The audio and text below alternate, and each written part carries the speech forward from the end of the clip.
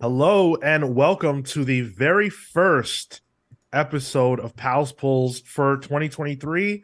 The gang all made it. We got Kale, What's up, hot dogs? Marco, What's good? Tyler. Um, Hi. Hello. I appreciate that you did the emo hair flip right before you said hello, giving I off couldn't I major couldn't Tobey tell you if I did Maguire. that or not. It is Oh, so built into just my natural body movements that I couldn't tell you. I once killed a fly though. I did one of these and I hit a fly and killed it. Oh, I bet. Yeah, So I bet. yes, I peaked Nice. at that moment. I peaked. I wouldn't want Wow. to be hit that thing. Well, I can't. I'm the only member of this podcast who can't move their hair. I'm Sean, and we've got some good books on tap for you today. If you're watching us live, do say hello. We'd love to hear from you. We've got Scarlet Witch #1, easily my most anticipated book on this stack, just because of a special someone who makes their comic book debut. Yeah, Pacelli didn't disappoint X there, Sean. No. X-Men Red, #10, Batman 131, and the listener pick, the first listener pick of the year. Purgatori Must Die. Now, the Okay. listener picks in 2022 were all Sean's favorites. Yes. Did Yes. they, We'll did see. they fuck it up this time? We'll see. We'll see. How are we starting 2023? I think we all know. Let's let you guys know how you can find us and support us all over the net. If you want to watch this show live, you can do so at Twitch and at YouTube every single Thursday at 6 p.m. Eastern. The main show Saturdays at 10:15 a.m. Eastern, where we're talking about all the news and things that are happening in the industry, comics, movies, all that jazz. Patreon.com/the comics pals, where for as little as $3 a month you can support your boys and you get access to some pretty cool content like our exclusive show over there, Palling Around. You guys know the spiel already. I want to talk comics. Let's get into it. Scarlet Witch #1, Steve Orlando, Sarah Pacelli. Right off the bat, I mean, seeing Pacelli's name on a book is cause for excitement. Especially one that's not Spider-Man. Yo, True, yeah. the last time I saw Pacelli was in that bootleg nepotism Spider-Man comic. Oh, Yep. Spider-Man Nepo Baby. Yeah. Yeah. Yeah. Elisabetta D'Amico on Ink Assistant. Okay. Matthew Wilson on colors and Corey Pettit on letters. So look, Steve Orlando is a writer that is As a writer, a writer that is competent. Steve Orlando's a hand. Steve Orlando is a writer that you can put on any book, and you can pretty much guarantee It a will come out. certain a certain level of, solidness. But I don't think it ever goes beyond that solidness. Scarlet Witch is a character that I can't think of a time ever had like a really successful, strong solo book. I can't think of it. And for me, this was not the start of what I would consider to be that. Okay. Yeah. I would agree that this does not seem to be a strong start necessarily. Art aside, because the art was great. But not only have Steve Orlando's books not hit for me, and I've only read maybe 2 or 3. I'm reminded of the Martian Manhunter one, some of the stuff we've done for the show as well. But this one didn't change my opinion of him as a writer. And I'm always interested in reading him because I think he's competent, but I need more, and this wasn't it. So I'm a little disappointed by the trajectory of this book and like how this first issue played out as well. It felt very run of the mill, kind of not engaging, not as engaging as I feel a #1 could be or should be. Let me set the table real quick. So Scarlet Witch, this is coming off Trial of Magneto, and all that good stuff that wasn't so good. And now she is a shop owner. Think the shop that Giles owned in Buffy. Think, just a magic shop. And she's using it as a way of basically bringing in people who need help to help them. Magic help, people who need magic kind of help. And, she's got Darcy there. Quicksilver drops by for a minute. And then she has to go help somebody. And intertwined with that, of course, is the Scarlet Witch, staple. She has to atone. She has to do penance for all her misdeeds and all that kind of stuff. She beats the villain, saves the day, all's well. That's the book. Cool. Wrap it up. So it was last week when we talked about this in our Pals polls, where I said, like, I'm not the biggest Orlando fan. And if he did a kaiju in this, I'd be out. Kale, because Kale's on British People Time, he messaged me and I saw it when I woke up. He's like, "Oh, page 2, kaiju." I'm like, "God damn it!" Fucking 4 panels in. Yeah, Hilarious.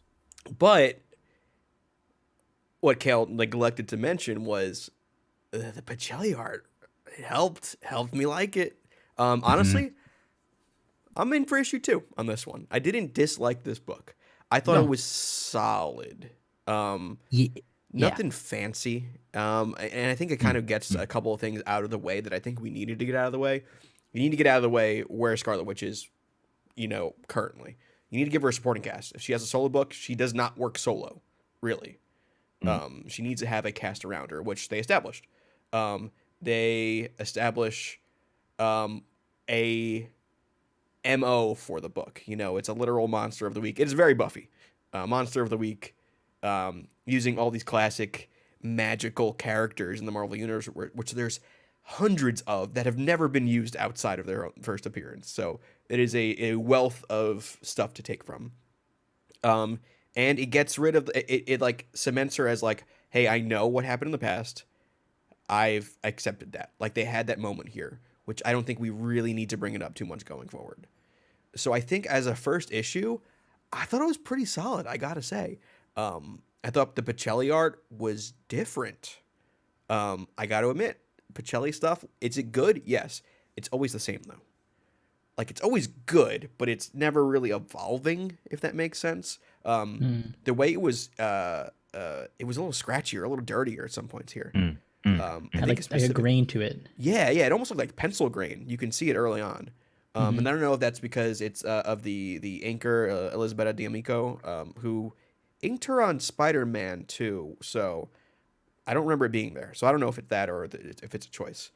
So, like, kaiju aside, I thought it was fine. I'm a big one and done kind of issue by issue person.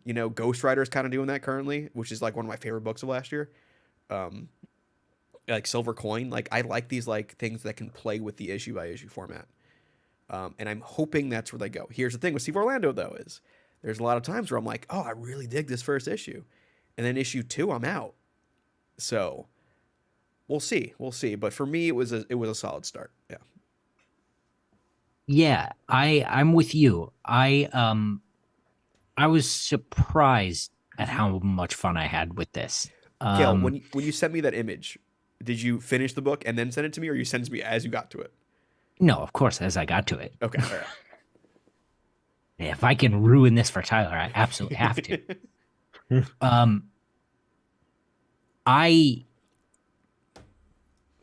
I'm iffy on the Scarlet Witch. I think that her character, forcing her to atone for everything that's wrong in the Marvel universe, in every single appearance she has is tired. And when I got to that part of this, I had a minute where I was like, all right, here we fucking go.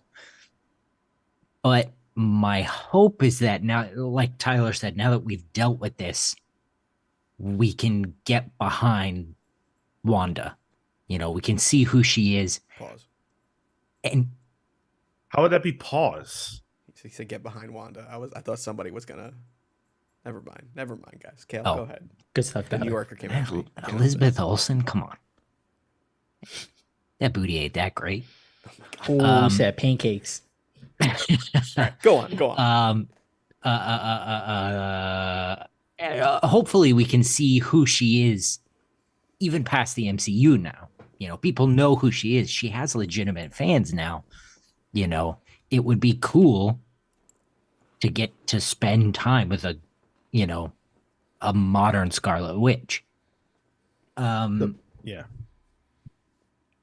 The thing for me, though, is that Steve Orlando writes the way people don't talk. And boy, the conversation specifically between her and Quicksilver was annoying. I'll give you that. Yeah. Everything else, I was like, okay, I'm kind of into this, but all of that was just like, what?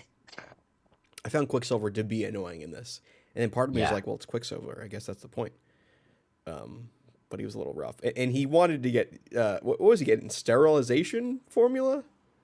Yeah. That was And like a where joke did that didn't land. where did that really, I even will say. come from? I think he was just, holding something, and then she made it a point to point out what it was. And if this weren't a comic and this was in person or in a movie as a joke, he probably would have like dropped it like, Yeah. it was just that. Was that kind like of the gag. magic shop equivalent of like Mm. boner pills from the gas station? Yeah. Yeah. He probably has a lot of the same energy Marco's shirt has. Hey, wow, Tyler. Good way to pull that in. That's a major Jeez. throwback. Marco's wearing a shirt that says "Big Cum Energy." It is a throwback to 2 years ago from a stream we did. It's very obscure. I agree with everything that you guys said about the book. I think the problem for me is that it's not ambitious enough. Yeah. It seems comfortable with just being a run-of-the-mill capes and tights tale with magic in it. And I don't know if that's what will sell a Scarlet Witch book long term. And I don't know if that's what's going to advance the character in a way that's interesting long term. Personally, I'm of the mind that not everybody needs a solo book. And if you're going to do it for a character who is a non-traditional like solo book character, you have to have a hot idea. Like compare this to Vision, the Vision's book. Does a Vision book sell comics? No, obviously not. Or Vision would have a series every year. The reason why that doesn't happen is because no one's looking for Vision. But Tom King had a vision and executed it in such a way that it's one of the most celebrated modern big two books. That's what this needed to be, and that's what this is not, and that's why I'm not buying this book. The only thing that could keep me here is Darcy, and Not it's even not enough. The tease of Vision at the end didn't do anything for you. That I really liked. I did like that tease, but it's like I already know that this is never going to elevate. This is never going to get to a place where it's like, yeah, I really need to spend $4 on this every I think month. a good, and again, I don't disagree with you. I think we're on the same plane. I just said we're both tipped over to the other edge. You know what I mean? Yeah. But I think a good indication of that lack of ambition is the way they name the magic shop in this. The magic shop is called the Emporium. All right, you had a cool magic shop that you made up, and you're gonna just give it a generic name like that? Like, there should be some ambition there with naming it something, you know? What's the name of Doctor Strange's magic bar? Is not the Sanctum Sanctorum. He has a magic bar. Well, all the magic people hang out at a bar. with no name. Is that it? No, that's the villains. That's the yeah. Oh. And also my least favorite spot in Marvel Snap. The bar with no doors. Oh, Sean, one thing that got me in this was when Scarlet Witch sends the monster to Monster Island. I'm like, yo, she just used her Marvel Snap spell. Like, So I was like, funny. all right. How did you like the setting of the magic shop? Because I thought it didn't, to your point, Sean, it didn't feel big. Like this isn't where I envision Scarlet Witch, one of the most powerful beings in the Marvel universe, to now just be hanging out with Darcy. And they don't. Do they explain why Darcy's there and like how she got there? They It's She's hint just at a it. she's tease. just a person. Yeah. Oh, okay. She's She not. yeah, she came through the door, uh, but yeah, so she is there for a reason, but she doesn't want to talk about it. Right, right. Okay. It's not she's not the MCU's Darcy Lewis, you know what I'm saying? So like this she's gonna have her own, story and continuity here that I guess will unfold. Okay. How many issues in until Jane Foster walked through that door? 3. I could see that. Just so they can force that interaction there. 7. 5. All odds. So I guess pass or pull. Yeah. I'm gonna pass. Okay, Yeah, I'm passing. I'm pulling. I liked it enough to pull. You guys are Yeah. starting off the year pulling. Okay. Understood. shit. You got to start strong. Always Becoming been a- Got to get pulling. that stamina going. Yep. Fair enough. Flo Dameron, I have read nothing this week and look forward to you guys spoiling everything. Let's go. Hell yeah, dude. I feel you. To be honest, there's nothing in this list that's like so spoilerable even. I feel like in a lot of these books not a ton happened. It's just, it just is what it is. Like the first week or so of the new year is always kind of like for the big two at least. But all right, that's Scarlet Witch out of the way. Let's stay with Marvel. Let's stay with Red. Let's go to X-Men Red, number 10. We haven't read an issue of X-Men Red for the show in a while. I thought that because I didn't read the last couple, I thought this was going to be the start of a new arc, and it's Nope. not really, but it's more like the closing out of some storylines and some pretty major advancements, I guess. Let me get through the creative team. So of course, Al Ewing, who's been doing tremendous work on this book the entire time. We also have Stefano Caselli and Jacopo Camagni. They shared art responsibilities here with Federico Blee on colors and Ariana Mayer on letters and production. This is like you can feel the energy of this issue is very much a resolving one. It's even called Endgame. Mhm. It kicks off with Storm fighting Vulcan, which is awesome. Just so cool. We get some advancements with Abigail Brand and Cable and a lot of stuff like that. So I thought this issue was fantastic. I love X-Men Red. It was fun. I haven't kept up with it, so to get thrown back in, I was kind of disoriented. But once you settle into the story, I think it works really well.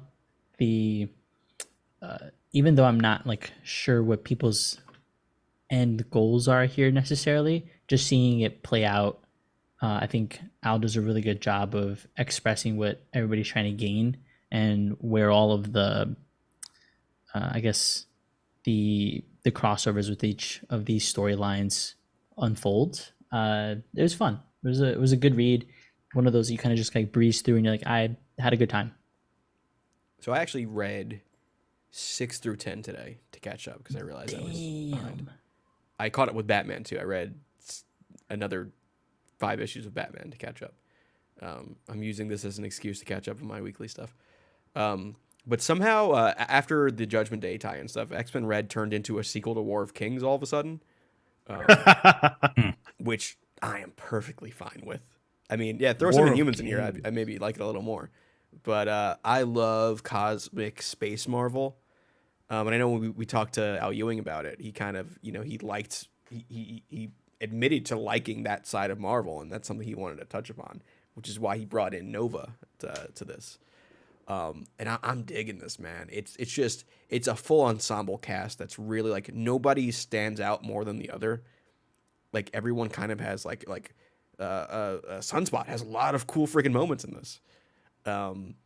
There's the Shi'ar in it. There's a continuation of like what started in like what was it, Mr. and Mrs. X with Lilandra and Xavier's daughter. You know, like her being in power is like the ramification of that are in this. The ramifications of what's that event you guys didn't like? The space one with the scrolls? Empire. Yeah. Yeah. There's ramifications from Empire in this. There's a lot of like big Marvel space shit that's kind of coming together in this. And it's even bringing back like Vulcan's in this. There's like, this is literally Emperor Vulcan coming back to reclaim his throne. And it's like, how does everyone kind of deal with that? I was digging this, man. Stefano Caselli is one of my favorite artists. Ever since Avengers Initiative and Secret Warriors, like I've been a fan of his. So anytime he's on a book, like that's a get for me. And then through Al Ewing in this, and Space Marvel and X-Men, this is a recipe that will sell me every single time. I had no idea what was happening here. But this is the type of issue, and it's done so well that I was lost, but I wasn't uncomfortable. And this is the time. This is Al does such a good job here that this feels like the type of issue that I could pick up and just keep going. Yep. Yeah. Felt that way exactly. One of the impressive things I feel that Al is doing in this is that he's creating new characters. You know, like all these Araco people, like the Kingfisher and like Lotus Loctus or something like that. Like they're really weird designs. They're all new, and I'm liking them. I'm like, oh, these are cool. I'm remembering their names, which, hello, Nice House on the Lake. Couldn't do that with 12 issues. But it's impressive. You don't really see that in superhero books anymore, which I really like. Like, I can honestly, like, not to bring back to Marvel Snap, I've been playing a lot, but like I can see some of these characters being cards in that. Like they're recognizable enough that it could work. You know, like it's cool seeing that stuff. Even like Wrong Slide, which like the idea of Rock Slide being this weird amalgamation of himself that has new memories. It's like I didn't like that on the face of it, but he may be like Wrong Slide too, which is pretty big. Yeah, I think Al Ewing has taken a lot of wayward characters. Frankly, a lot of characters who were not serviced particularly well throughout the Krakoan era. Even under Hickman, you know, Storm had one big moment in House and Powers, and then other than that was a ghost. Here she's essentially the main character. You got Wrong Slide, who, you know, they jobbed out Rock Slide, turned him into Wrong Slide, and then he was gone. And now he's here, and he's, you know, a character that matters. Vulcan, I don't think they had any idea what to do with Vulcan. No. And now he's, you know, he was just like a primary antagonist. And I know you guys haven't been reading X-Men Red, but like the buildup to him becoming was a lot of fun to read through. Going from like Tyler, I think you've been keeping up. So like when he gets like kicked out of the bar or whatever, and like all that stuff that goes on, like there was an interesting buildup. X-Men Red is definitely, for my money, the best X-Men book on the stands right now. Because it understands its characters so well.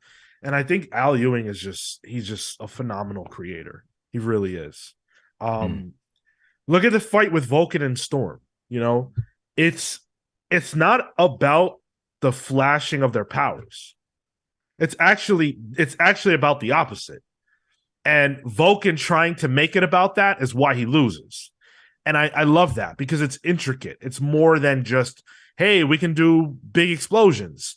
And Al Ewing has proven that he can go several levels deeper than that, which is why Immortal Hulk was such a big success. That's why everything he's doing is so good right now. Vulcan is another Summers, isn't he? Yes. Yeah. It's good to see Storm getting back to her roots and kicking the Summers' asses. You're damn right. There's a good beat in the previous issue where Vulcan's like in the egg about to be born, and like Havoc and Scott are there, and they're like debating whether or not they should even do that. And then Havoc says something along the lines of like, well, when Jean lets you out, what do you do? And Scott's like, no, usually Emma's the one who revives me. And I was like, oh boy, there we go. Whoops.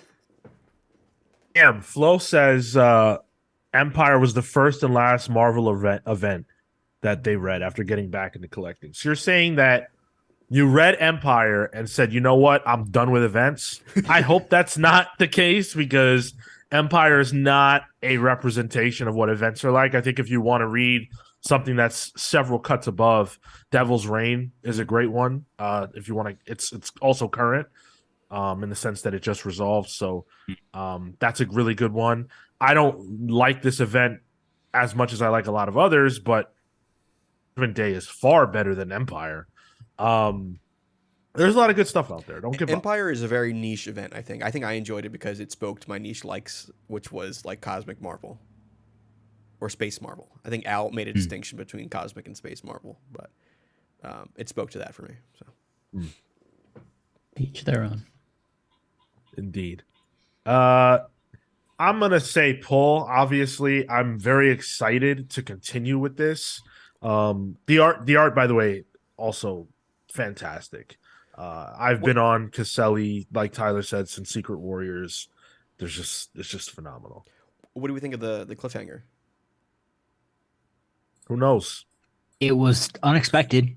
I'll tell you that. Agreed. Yeah, it was. And I'm then once I sick saw and it, tired I'm like, of this no, guy. that makes sense. Yeah. Yeah. No, I definitely was like, fucking come on. And then I went, well, I'm surprised. You got me there.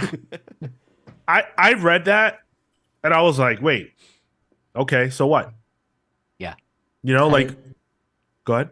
No, I was saying like my big question was like, how does this tie in? And then I'm like, oh, that's right. There's an event coming up. I so don't care about this character anymore. Like I just don't. And he's everywhere. Every fucking X-Men book I pick up, he's just there. He is It's in enough. every X-Men book. I can confirm. My God. Exterminators. If you want reprieve from that character, read Exterminators. Yeah. Well, that's been good. Or if you Yeah, want to be okay. called Piss Yeah. Baby, read Exterminators. Do you guys want to read X-Men Red? Like we never do because we wanted to limit the amount of ongoing books we were following. But like, if you guys want to hear us talk about X-Men Red, or if you, the pals, want to continue to read it, we definitely can. I love it. If it means we can stop reading Immortal X-Men, yeah, I'm absolutely down. Definitely doesn't mean that. Then forget it. I say yes up until we get past Sinister. I feel like stuff's gonna keep Hate to the break it X to you. world is just gonna. I think this is the last issue. Of X-Men Red? We're getting Brotherhood of Mutants is the new Oh, I'm down. event book. And then we don't know what's coming after it. We know Al Ewing's writing X-Men. And he's continuing this story, but we don't know what it's called. So Wait, what are you talking about? Where did you learn this from? it's like the Days of Sinister is going to be a stopgap. We're stopping a lot of series, including X-Men Red, which becomes Storm and the Brotherhood, I think. Yeah. But we don't have solicits yet for past that. So Oh, I see what you mean. Okay, yeah. So it's just like X Lives and X Deaths. They exactly. pause. Yeah. They do their pause, which for some reason the X office is the only office that has to do this. They pause in January/February, and then they either reboot or continue in whenever it's over. So whether it'll be this, whatever it's going to be, the iteration of this book, sure, that Al will comes be doing next. something. Yeah. Right? Yeah. All right. Alexander Bruno in YouTube says yes to Exterminators and X-Men Red. Those are two favorite X-Men books right now. I mean, Hey, those are my two favorite. Good taste. there you go. I think those are the best. I do. New Mutants is good too. Immortal's not a bad comic book by any stretch of the imagination. It's just that Sinister has become so prevalent that it's I personally believe he's dragging that book down. I think really Judgment do. Day hampered that book. It's not a bad comic book. It's just not a good comic book. It's not the great book that it was for the first like 4 issues. Yeah. I think it was truly great and special. And it made so many end of the year lists. And obviously people enjoy what they enjoy, but I wonder how much of that is off the strength of how the book started.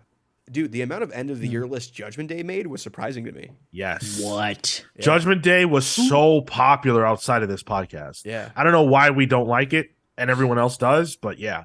They have bad People were like taste. saying Yeah, best some- event in years. I'm like, whoa, okay. They have bad Yeah, taste. some- Best event in years. I'm like, whoa, okay. Yeah, Chill. somebody was just calling us out, and I was like, "What did you read that we didn't?" They read I the don't tie-ins. know. That's what it was. That elevated it.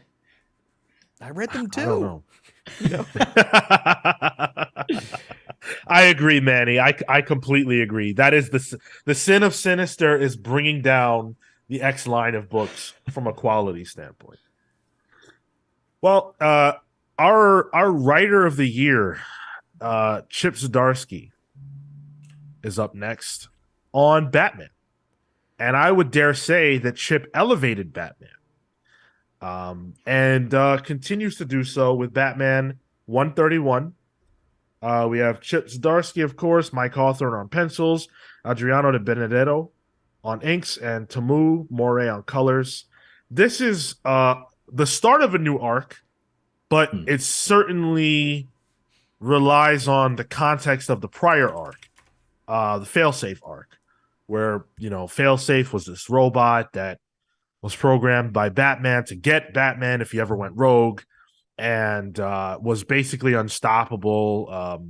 It took a lot to bring Failsafe down. They finally did, but he had one last gift for Batman, and he blasted him and sent him possibly into another dimension or another world or what have you. But Bruce Wayne is trapped somewhere, and he's got to figure a way out of here. We see a lot of characters we're familiar with in different ways, different they're in different situations. Catwoman, Two-Face is here. We've got quite a few characters. Jim Gordon is here in a very weird way. I did not put together that was Jim Gordon until you said that. Yeah, same. Oh, he says Doesn't it. he? He Yeah, says does- Jimbo. yeah. And I'm like, who's Jimbo? Yes, But like, yep. Dude, yeah. he's got the. I know the it red. makes sense, Sean. I know it makes sense. I was questioning the mustache. I mean, why thought it would was- a skull have that? I thought it was like I thought it was porno director Bones is what I thought it was. Well, on the cover, I thought it was Director Bones, Yeah. but then when I saw him, I'm like, oh shoot, okay, that's weird. But he's not real, and it's kind of like the Oh, he's not. Batmite. Okay. I don't think he is. I didn't get that. I think he is though, because he sits in You the think front he's seat. real? He sits in the front seat of the Batmobile, and the other person sits in the back seat. But he No, can he's- he can read Batman. He knows Bruce's thoughts. So how's he doing that? True. I don't know. This I one- thought I just he figured sits he in the was back. telepathic somehow. I don't know. Oh no, Gordon sits in the front only because Batman's stretched out on the back trying to like knock out. They got NASCAR in this? You said What? Jeff Gordon, so I had to. Did I say Jeff Gordon? Yeah, you said Jeff Appears Gordon sits in the everywhere. front. He just appears anywhere. I like Yeah. him. I think he rules. He was cool. He was cool. It just took me aback a bit. This was a weird world.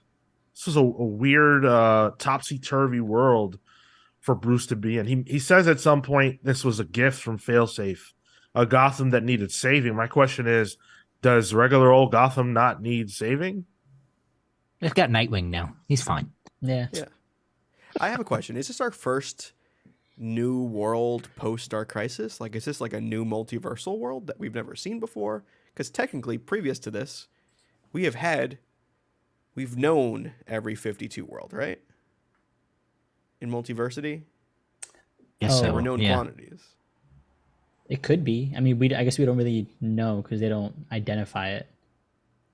But aren't we in a situation? First of all, this could also just be happening in Bruce's mind. There's no, I'm not 100% sure that Bruce is not just somewhere, out cold. Obviously, Failsafe did something to him, but I don't think that he necessarily has to have been transported to another world. But Yeah, Comic Boom makes a good point in the YouTube chat. Like, this is Toyman's weapon, so who knows what it actually does? Sure. right. So, but even taking what you said at face value, if this really were to be another world, isn't the table set for that? Isn't that possible based on death metal even? Yeah. Now we're back in the realms where it is infinite again. Yeah. Right. See that right. But see, this book is suffering from miscommunication because to your point, you're talking about post Dark Crisis on Infinite Earths. This Yeah. book is supposed to have taken place before that, according to Chip Zdarsky and the editor's notes, I believe, at the beginning of the run. But since then, DC has said that this book takes place after. Because if you read Dark Crisis on Infinite Earths, it alludes to this having happened already, whereas it was supposed to be Oh. before. Hmm. So I'm who lost. knows is the answer. Yeah. And with Kale, Um, I'm like, lost just just not like gonna think Batman. Ultimately, though, it likely doesn't matter. What does matter is that I really enjoyed this. Yeah. This felt like Rock Up era Batman to me. Which is probably one of my favorite eras, outside of the obvious, but it was fun. Like he throws you in a world, Batman takes care of it. You're in his mind, and then there's something else going on, and Batman's got to figure it out. Like it's a recipe for good Batman. It's also interesting to be reading a Batman book that's not so heavily serialized, maybe. That might not be the right term, but like for the last few major Batman runs, every issue there's been such a big overarching storyline that's been unfolding, whereas comparatively this feels smaller scale. Like Batman's in a new world maybe and stuff like that, but you could pick this up and not have read the last arc and it's really fine. Like it doesn't feel as heavily connected as I'm used to with Batman. That's not a complaint. It's actually kind of refreshing. I think I get what you mean. Is like previously we'd always know what the next Bat Family event was. You're like, all right, it's gonna be leading up to Joker, or it's gonna be leading up to right. Yes. Future State. Like there's always something we know is coming, and it's got to tie into that. Right. Yeah, I get it. Even Tom King's run, the whole time it was like there's this big plot that's unfolding, and you don't really know what it is. Grant had the same thing, so this seems smaller scale in comparison, which I'm here for. Personally, I enjoyed the backup more than I enjoyed the main story. The backup was quite good too. I thought the Miguel Mendonca art on the backup with the Tim Drake and Dick Grayson stuff was phenomenal. Nothing against Mike Hawthorne. I like Mike Hawthorne as a penciler, but I thought the Mendonca art was really good. In seeing Tim is always like the very analytical one. He's kind of struggling with this. I thought that was great. I sort of had issues with that because that is where Tim is all the time. Well, Batman's gone. He's dead. But it's me. I gotta find him. I'm the only one that can. Yeah. That was his exact same vibe after R.I.P., which I was thinking about heavily. Yeah. But to be honest, if you're going to fault Chip for anything, and this is a matter of opinion, it feels as though he's been leaning heavily on Grant's run. And this is an extension of that down to how the Bat family is handling Batman's absence. I'm not mad at it. It's working. Just that particular facet of this portrayal of Tim Drake is a little grindy for me. I'm really appreciating the art. Yeah, art's real good on both the backup as well.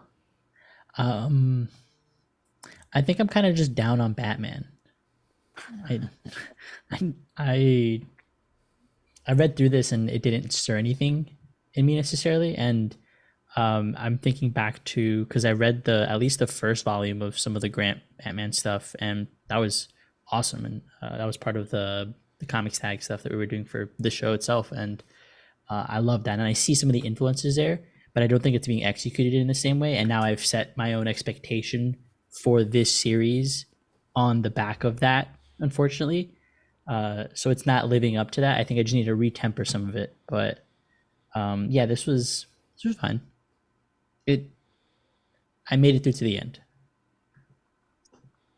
I want to know what Chip's big idea is, or does he have one? Is there a big idea behind his Batman run? Something he's trying to say or accomplish with the character? Because I assume Chip's going to be here for a while. So if that's the case, are we going to continue to get, interconnected stories, but no through line type of thing? Or is there a larger narrative at play? That's what I'm curious about. We'll find out. Yeah. I would. And then go ahead. Oh, sorry. I would kind of be surprised if he had a big arc plan. Not wholly surprised. That is his job. But like this uniquely feels like, like you were saying, it uniquely feels arc by arc in a way of like, these are the adventures of Batman. Mm-hmm. I'm cool with that. Yeah. We haven't had that in a while. Yeah, I'm cool with a smaller scale thing. Yeah. Last question. Is there a villain you want to see touched on, or are you down for just like he created Failsafe? Is there a villain you want to see Chip tackle? Oh, Pregnant Joker. What? We're not talking about that book this week. I think there was the Joker, the Williamson Joker book. The issue this week dealt with the Joker becoming pregnant. Okay. Just look on Twitter. The discourse is there. Yeah, y'all haven't heard that? Nope. No. I'm off Twitter and I heard that. It's that's like a jump the shark moment. To answer your question, John, I think I want him to tackle more kind of on the ground type villains. So I was thinking Victor Zsasz, Professor Pig. I want somebody to do something with Hush, because nobody's touched those characters for a little while, and having Batman solve that mystery or that murder or whatever it may be, that for me grounds him a lot, and I like that. Puts him in the streets. I would love for somebody to tackle the Pink Flamingo and make that. I know that's leaning on Grant's run some more, but someone to make that character cool. You know what? Or not cool. Yeah, let's let Chip delve into Morrison's rogues. Give me some more Professor Pig while you're at it. Yeah. Black Hand. Don't even black, or you mean wait, Black Hand or Black Glove? What are you referring Is to? it Black Glove? The black glove, like the Thomas group? Hurt or whatever. Yes. Okay. Yeah. Black Glove. Yeah.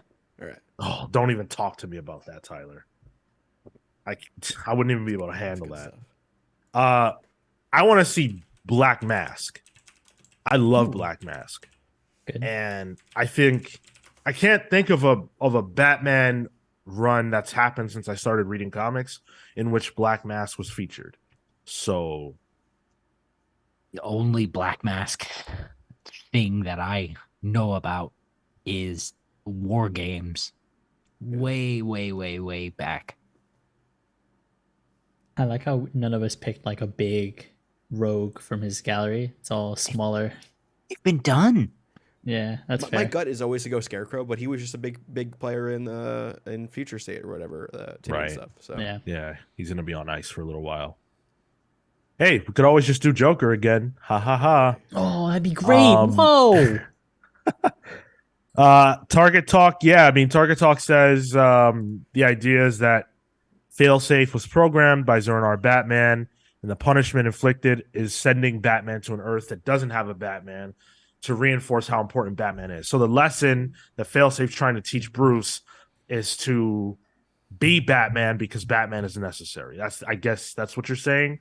I'm into that. I think that's cool. That's not necessarily long term. I could see that resolving past this arc.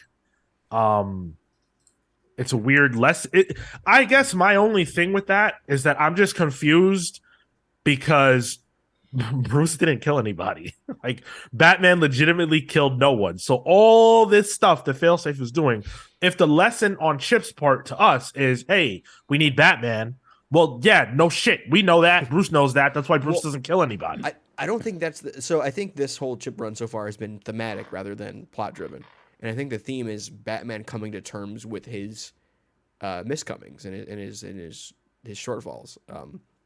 Whether it's the end of the previous issue where he says, "Oh, Failsafe wasn't prepared for Batman and Robin," coming to terms with like, "Oh, I need to like actually get help," or it's giving Failsafe compassion, or realizing like, hey, I was a dumb, egotistical dummy during, Tower of Babel era DC, and I made this stupid thing. I'm an idiot. Like, I think it's him realizing his wrongs and coming to terms with that, I think. Well, Failsafe needs to do his due diligence, because you take a quick investigative look into that. Sorry. Was it this issue? No, it was like one of the previous issues where they kind of wrote that off. They were like, yeah, Alfred was trying to fix the, false negatives, but he died, so. Oh, man. Yeah, they did mention that in the backup of this. Yeah, Tyler, let's not even go there, okay?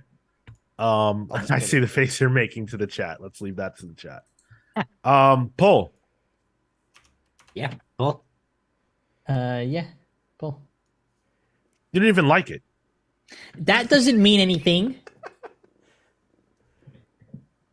Yeah, same Paul. Yeah, if you go by my experience in the 6 years we've been doing this podcast, it doesn't mean anything. Kel just likes some of the books that I recommend.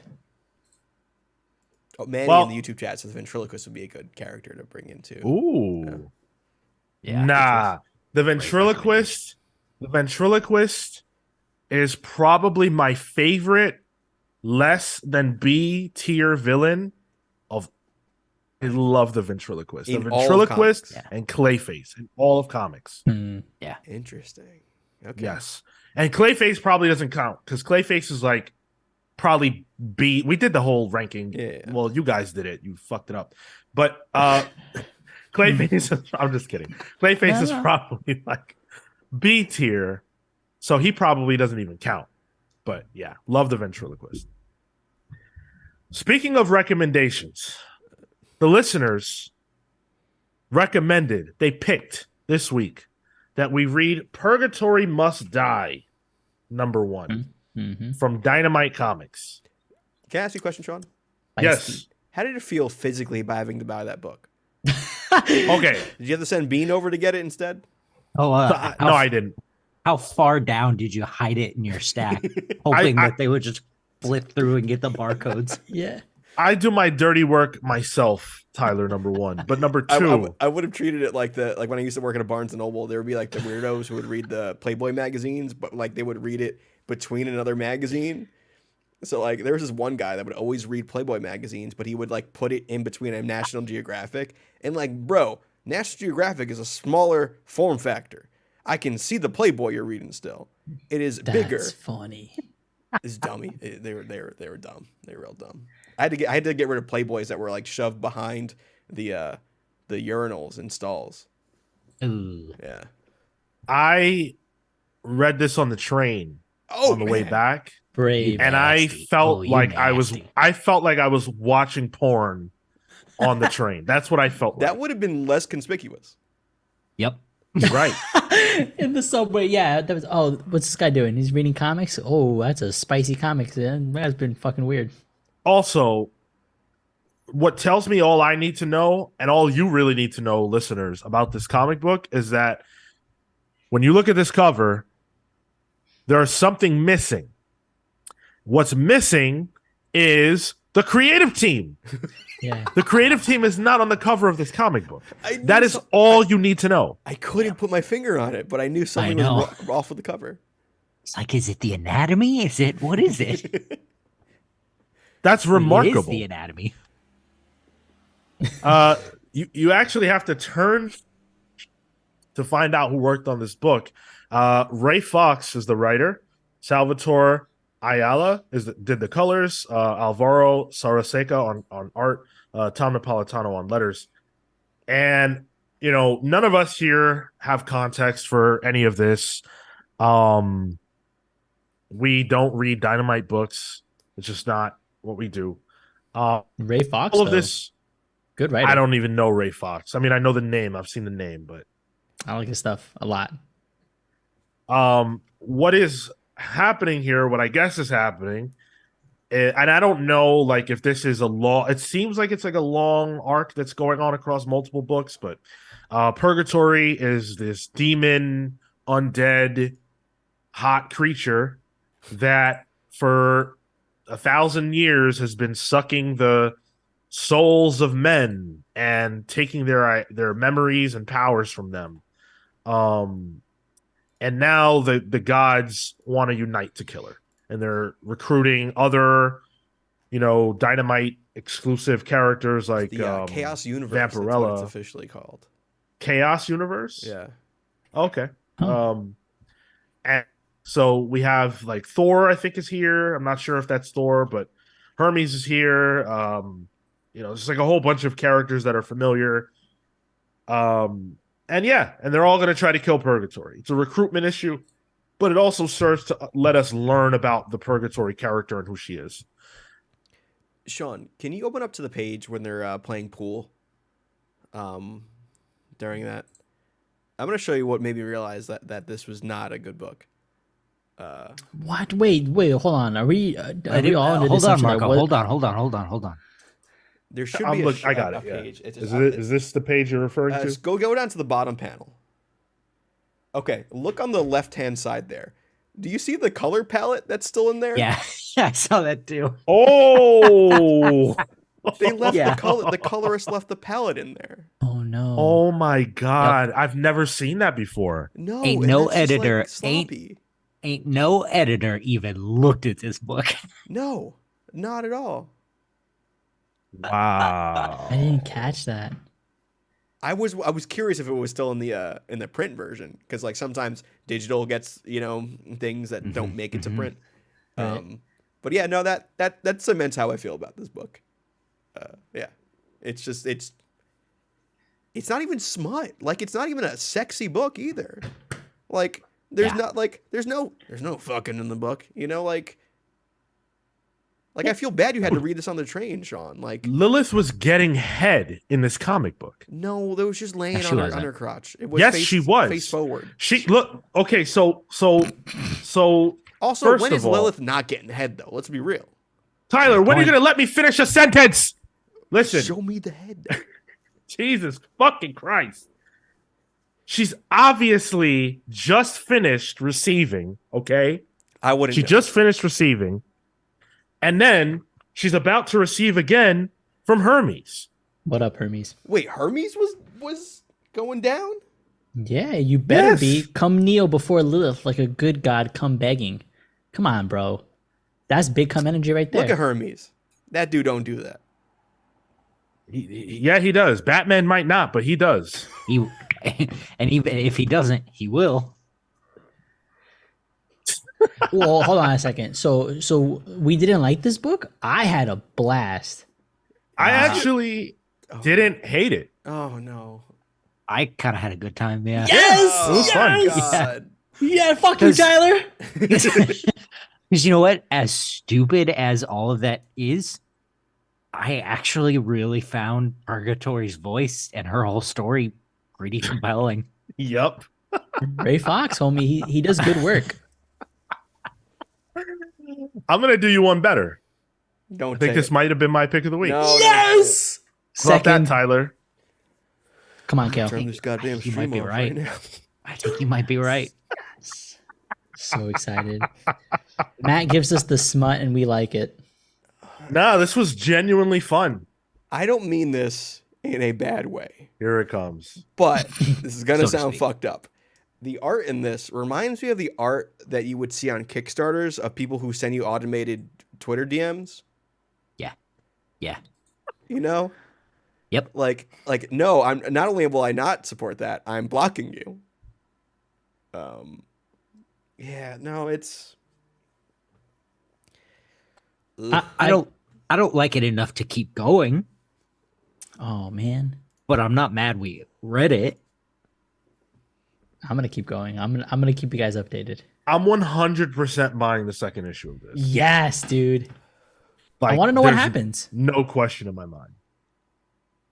I will say to your point on the art, Tyler, I think I agree. A lot of the backgrounds were empty in some situations. Like there's a moment where they're in the Alps where Hermes comes to visit Vampirella, and they're literally sitting in an empty ass apartment. It just looks like structure, but there's no actual environment there. There's moments where you just see colors in the background or poorly designed mountains. It's all right. Like that stuff's pretty good. Or rather, that stuff probably brings the book down a bit. But there are other moments where the violence and the action happens, where I think the art shines, and I appreciated that. I agree. The art does shine because it's colored the way that I imagine I colored MS Paint stuff with the gradient filter. Like, that's how I feel it's colored. Unreal. How's the looking quality forward to of the print, Sean? Better than DC? Yes. Hey, Well, Give 'em it's super thin, but it retains all the color and stuff that you would want. I like the card stock. It is better than DC's card stock that they use for Care About, which is how Nice House on the Lake ended up feeling like crap the last issue there. Yeah, feels good. Dude, this is not my first Dynamite rodeo. it's not mine. I- either. Yeah. I love Red Sonja. Oh, Who wasn't in this? I thought her not being in this and Lady Death not being in this were kind of glaring omissions. Especially once I saw they were recruiting people, I'm like, oh, Evil Ernie's here. That fucking Evil Button's here. Draculina, who is not dressed barely dressed at all. But and no Lady Death. I was like, it's kind of a. wait, it was the button that was talking? The Button is its own character. Yeah. Oh, I thought that was just like a weird lettering. I'm like, oh, that's No, an error. That's the Button. Yeah. Oh shit. Okay, cool. Well, you know what? Fuck it. I like this book more now. No, I'll make you like it more. From a lettering standpoint, the boom, the lightning crack at the end of the page, it was fine. Kind of mid. Wanted more excitement. Yeah, listen, this is not like this isn't, Alan Moore, and this isn't, Greg Capullo, right? We got to temper our expectations. The listeners said read Purgatori Must Die, okay? And I say, thank you. That's what I say. Is that 3 weeks, 4 weeks in a row now? Yeah. Undefeated. Wow. Unbelievable. I like how they're selling virgin variants. You see those? I mean, Excuse this me? one already is, but Yeah, is that not what this is? Like with no dressing on it, just the art. just the cover. Yeah, I'm not saying virgin variants as in the type of people who would buy it, but Oh. Shot. Yeah, I mean, I don't understand a company that doesn't put the creative team on the it's cover. wild. That is I think the problem is you do understand a comic company that doesn't put the creative team on the cover. Here's the Listen. thing, though. Here's the thing. I'll give Dynamite. I never hear that they're like not paying people. Of course they can afford to pay people. Do you see this damn cover? That sells comic books. Did you have to That's what make sure people you don't didn't buy a understand. sticky one? Huh?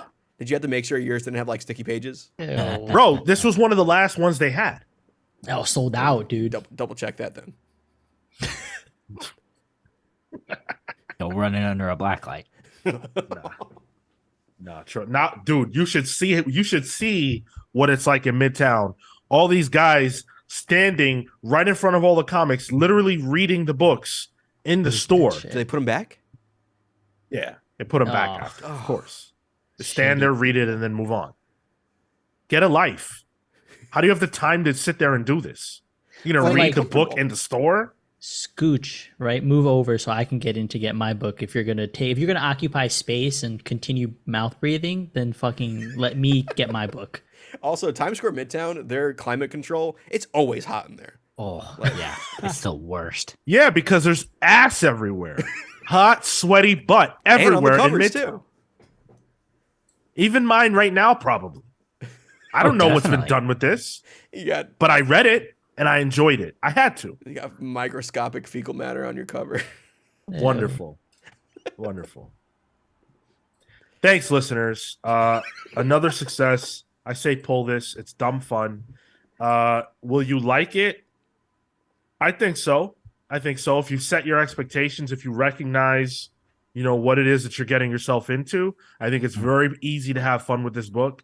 And I don't think that the bar for needs to be any higher than that. If it's fun and that's what you came for and you got it, that's all that matters. I came in expecting nothing. Mm-hmm. The writing does a lot of really good work in this, and if you will give it a chance, you'll genuinely have fun. Agreed. Yeah.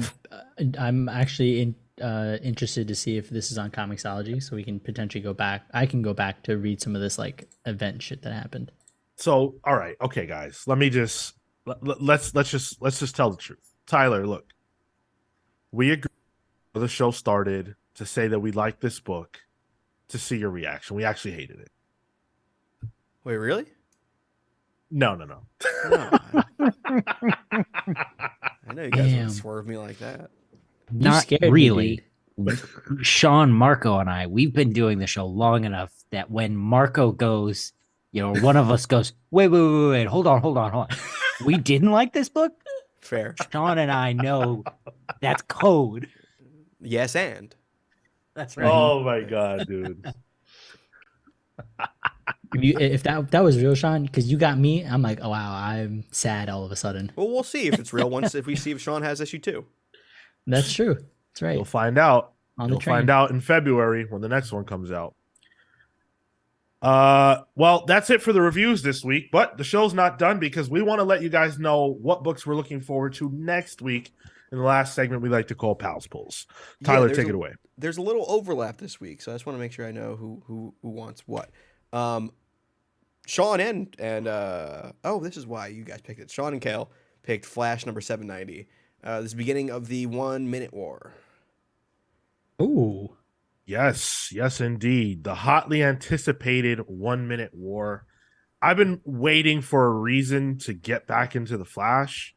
I love the Flash. Notably, I really love the Joshua Williamson run with the character. So I cannot wait for this.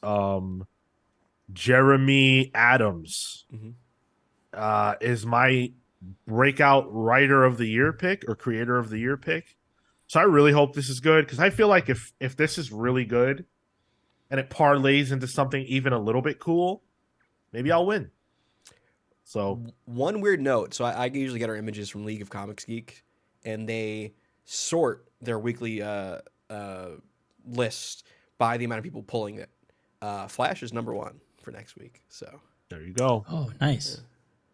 It's such a strong premise. So the premise of this Flash event or this storyline is that there's a race of aliens that have access to the Speed Force. And that means they're invading Earth. So the Flash has to fight a war at his own speed.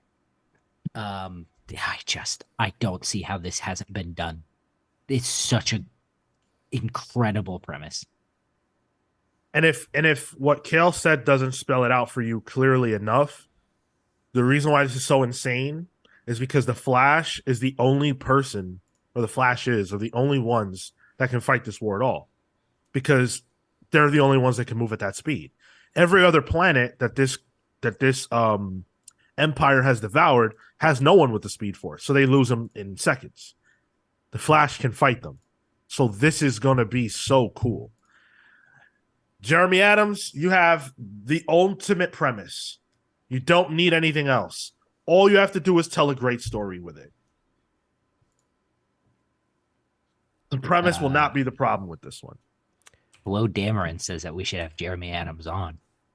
Tell him. It's a great idea. Oh, that's Hit 'em up. Would love to.